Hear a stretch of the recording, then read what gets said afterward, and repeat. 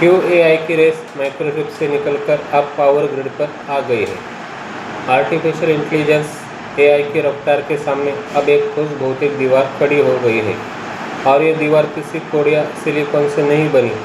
ये तांबे के तारों, कंक्रीट और अत्यधिक दबाव झेल रहे पावर ग्रिडों से बनी है। सालों तक एआई की इस तेजी को सिर्फ एक सॉफ्टवेयर क्रांति के रूप में देखा गया, जहां सबसे बड़ा मुकाबला एनवीडिया जैसी कंपनियों से आधुनिक ग्राफिक प्रोसेसिंग यूनिट जीपीयू हासिल करने का था। लेकिन आज यह पासा पूरी तरह पलट चुका है।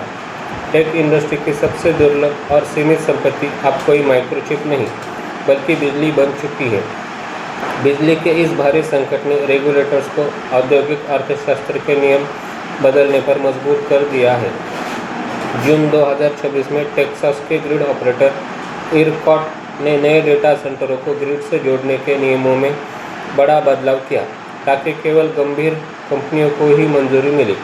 इसके तहत बड़े बिजली उपभोक्ताओं पर भारी इंटरकनेक्शन फीस लगा दी गई है।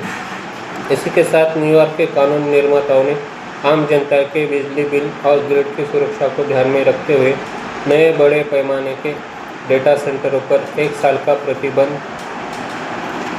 लगाने की मांग तेज कर दी है। गोल्डमैन के अनुसार साल 2027 तक अमेरिका में डेटा सेंटरों की बिजली मांग लगभग दोगुनी हो जाएगी, जो देश की गर्मियों की पीक डिमांड का 8.5% हिस्सा हजम कर जाएगी। हालांकि ट्रांसफार्मर और गैस टरबाइन की सप्लाई चेन में आ रही रुकावटों के कारण इनमें से लगभग आधी परियोजनाओं को भारी देरी का सामना करना पड़ेगा।